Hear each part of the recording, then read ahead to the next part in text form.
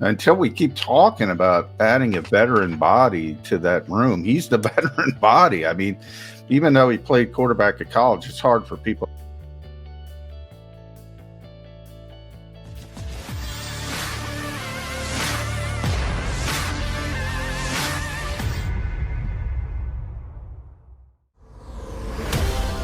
Which means a busy week for the Bird. That's why we're here. Birds 365 with the Mac guys, McMullen and McDonald. Yesterday, we had the excitement of Hassan coming back to the Philadelphia Eagles, a deal that I was quite excited about. And it seems like most of Eagle Nation, we've had 24 hours to get the feel from Eagle fans, J-Mac, on our stream, on outlets like WIP and 97.5 The Fanatic. Looks like Eagle Nation pretty excited about bringing a former Philly college kid back into the fold to get after the quarterback this year. Yesterday, just kind of housekeeping stuff. Nothing moving. Busy work. Busy work. That's another way to describe it. I like the busy work that the Eagles were up to yesterday. And we had speculated on some of it ahead of time. Some of it came to fruition. Not nearly as excited about what the Eagles had to do. And I understand it's not the magnitude of giving a free agent pass rusher $45 million. And you got to do what you got to do because you have to manage the entire roster. Yeah, I'm okay. Maybe it's the Greg Ward thing. You know how big a fan I am of Greg Ward, and he's coming back because last year had been such a letdown. That's what I'll call it.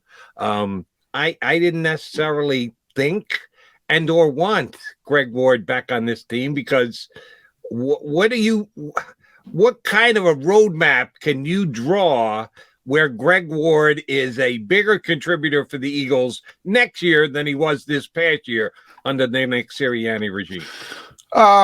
Probably none, barring massive injuries. But, he's a good guy. He's a great guy. He's a great teammate.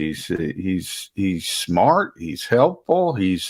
Until we keep talking about adding a veteran body to that room, he's the veteran body. I mean, even though he played quarterback at college, it's hard for people to imagine. He's not that old, but I mean, he's the guy. He's the steadying presence in that room with a bunch of young guys.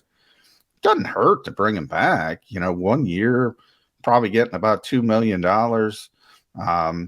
And if you cut him, if you find a way to improve, and you cut him at the end of the summer, it's no big deal. It doesn't affect you. We'll see when the contracts are actually filed today, because remember, free agency doesn't even start technically until 4:00 today. So right. It's going to be exciting to see where all the big players go, Jody. It's going to be exciting to know where they're gonna sign. But tongue firmly planted in cheek. Yeah. Greg Ward's a good guy. It's like, doesn't hurt to bring him back. You might as well bring him back. And he's not going to get a deal other places. So why not? Why give us the best guess scenario? You said around $2 million. I'm not even sure it's going to be that. How much of that would be a signing bonus that he's showing good faith to the Eagles because they gave him the chance to become wide receiver in the league? He signs off on a basically minimum type contract. As you said, in the NFL, it's a one-way street where teams can just say, oh, yeah, we agreed to that contract. Never mind.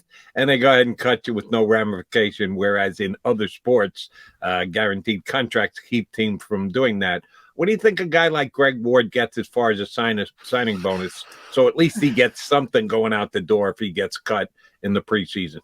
It's interesting now that you bring that up. I got to look what the minimum salary is going to be for a veteran. I'll do that in the break in this year. So he could be down at that. He could be, given a little bit more. Like I said, you might give him couple $100,000 to sign. Depends, if you really believe he's going to be potential on the back end of your roster, or you're bringing him back for the reason I said, just because he's a good influence on your young receiver room.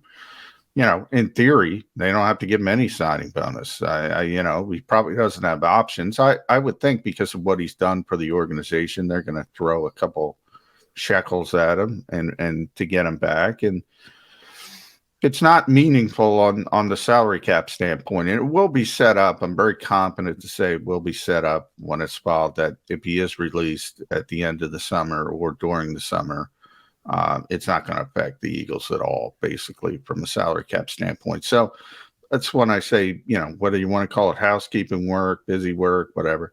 I'm a little surprised he's back because they were so gung-ho that they wanted to improve at the position as a whole. They couldn't get Calvin Ridley. The names are falling off the board as we speak, not only at receiver, but also safety. Howie Roseman talked in Indy, and one of the things he said, it's pre-agency is about checking boxes, so you don't have to press during the draft, and he said if things work out, well, we're 2 days in, still a long way to go. I think people need to realize that, and they're going to check these boxes. They're going to bring in a receiver. I don't know who. They're going to bring in a safety. I don't know who. But they're not going to force themselves to reach in the draft. And Greg will be in the mix because he's and he might surprise people. I hope so. Because he's a hard worker. This stuff goes a long way. We're talking about Nick Sirianni bringing in Zach Pascal, for instance. You constantly hear that, Zach Pascal. Why do you constantly hear that?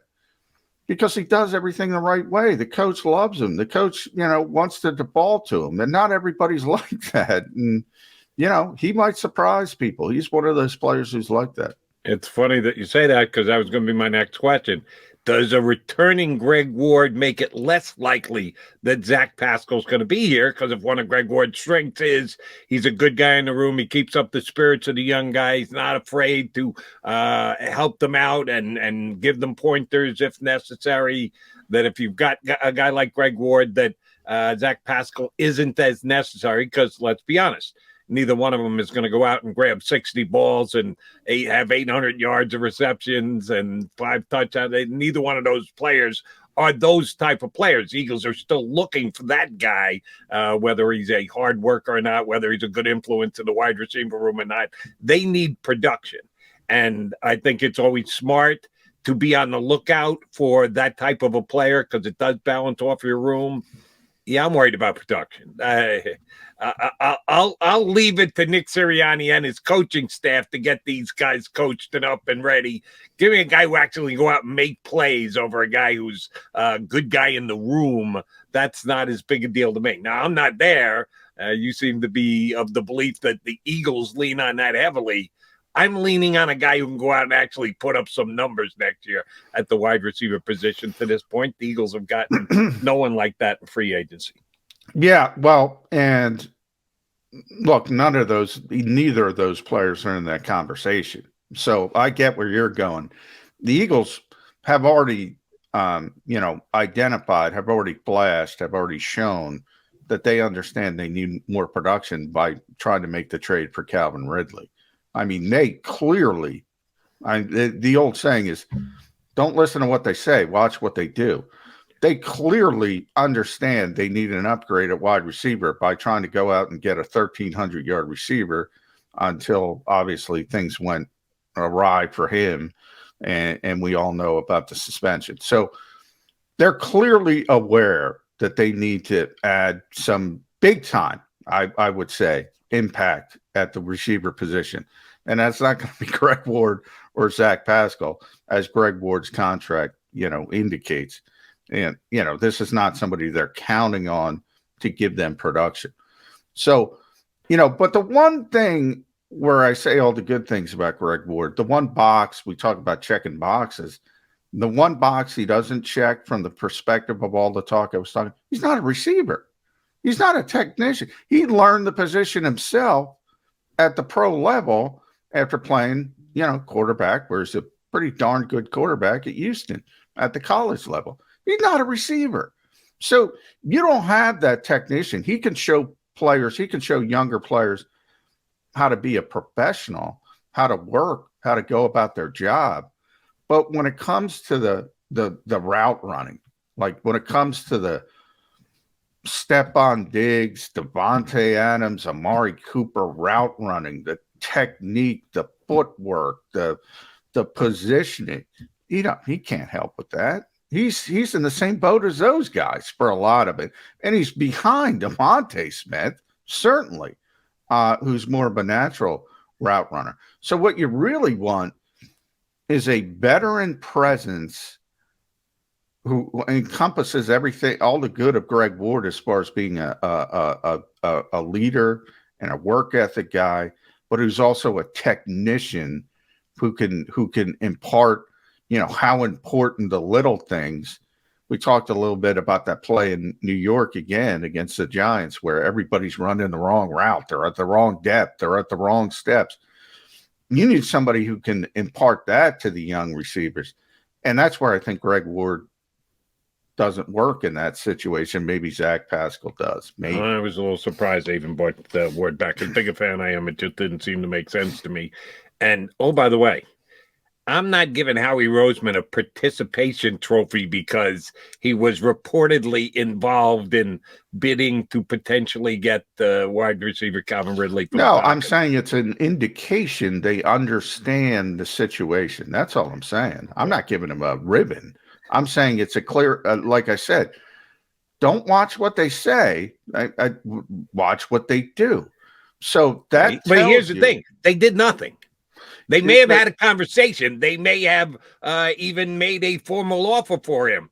They didn't acquire him, so it's acknowledge what they did. They did zippity doo-dah. They didn't get the guy yet. But the sentiment is there that why are they chasing the guy? Why is there a deal in place, was essentially what Jay said. Why is there a deal in place for that particular player? That's what I'm talking about. They didn't get it done. And to a certain degree, it's not, they had no idea the suspension was coming down. But remember, there's some issues with Calvin Ridley coming off last year as well, in the fact that he missed, 12 games or whatever it was. So, with the mental health issues, the anxiety, stemming from a breakup. But all I'm trying to say is you're saying they need production. All I'm trying to say is they're aware they need production from the wide receiver. That's all I'm trying to say. I'm not trying to they haven't done it. They haven't improved at safety. Right. Tyrann Mathieu's out there. Nobody else, who's going to be that big splash, because everybody has come off the safety board. Jordan Whitehead, the Jets, your team got a great deal with him. I don't know what's going on. That's a great signing for me. For a young player's got some upside. And then in turn, Marcus May got 3 years, I think, from the Saints, which is a little bit of a surprise because he's coming off the torn Achilles. Maybe the market's a little bit higher than they thought. I think Jimmy Kempski was the first one to say they were in on Marcus Williams, but I don't think that. I mean, of course they were in on Marcus Williams, but I heard it was the Ravens and the Jets, so they were never going that high. It's nice to be disciplined. It's kind of a catch-22. I see both sides of the fence. We've had this conversation. I don't want Marcus Williams for that money, for all the things in Baltimore, New York, Philadelphia. I don't think he's that good of a player to be paid like one of the best safeties in the NFL. I think people are going to expect him to be that, and it's going to be one of those free agent. He's going to be there for 2 years, and they're going to have to rework his deal, or he's out of there, because he can't reach that level of expectation. So I like the discipline part at times, but you also got to figure out a way to get maybe a good contract with Jordan Whitehead or something of that nature. Yeah, I'm a bigger Marcus Williams fan than you are. I think he will be worth that kind of money. Slightly higher than I thought he was going to get, but not significantly higher. Sounds like you thought he fits into those Christian Kirk blatantly overpaid type deal, and I don't think that was the case. I think it was a good signing by the Ravens, and yeah, I think the Jets were involved. But I'll take Kemp Skeeter's word. He's a damn good reporter if they were competitive. Now that leaves you wiggle room as to what is competitive. If they were only offering him 3 years and $12 million as compared to 5 years and $15 million, someone can look at that and go, "Oh, that's a competitive offer," and others can look at it and go, "Yeah, that's not competitive. You're not really all that close." So competitive is in the eye of the beholder. But here's the bottom line. To this point, 2 days in, and I know it's only 2 days in, but there's a lot of a lot of activity for the first 2 days. Wide receiver position that the Eagles well acknowledged they needed to upgrade and get better and add veterans. They've added none. Safety, both of their starting safeties out on the market, free agents. They got to lock in somebody there as far as a veteran goes. They've got none. People ready to run my guy, Steven Nelson, out of town. We got an upgraded cornerback. And yes, we all believe cornerback will be a position that they will address in the draft, but they want to get some veteran upgrades. They've got none. Other than the pass rusher with Hassan Reddick, they really haven't added anything to this team at this point. Should Eagle fans be nervous? That's something we'll kick around over the course of the next hour and change. We've got 2 good guests coming your way a little bit later on. Our own D-Gun is going to join us. Derek Gunn will hop aboard. We'll talk all things Eagle with him. But coming up next, our buddy from down in the first state. That's what Delaware is, right? Nutmeg is Connecticut. Yeah. Delaware Martin's kind of a is Martin on? Yeah, Martin's kind of a proud Delawarean. Can I say that? Now he's living in Pennsylvania. Say anything you want, but then you're going to get called. He's going to get upset. He's going to get upset. Now everybody does, but Martin covers Delaware better than anybody else. So that's the key part. That's the key part. I don't. How can you call him fraud when he got a Delaware question in with you guys on the beat last year? Oh my God! Are you kidding? He always gets there. He's not a fraud from that standpoint, not at all. In fact, he's going to be. You're going to get an exciting last question to Martin Frank, so I'll leave that. I'll leave that hanging. Fair enough. All right, John McMullen, Jody McDonald, Mac and Mac Birds 365, Delaware, the Delawarean Martin Frank joins us next here on Birds 365.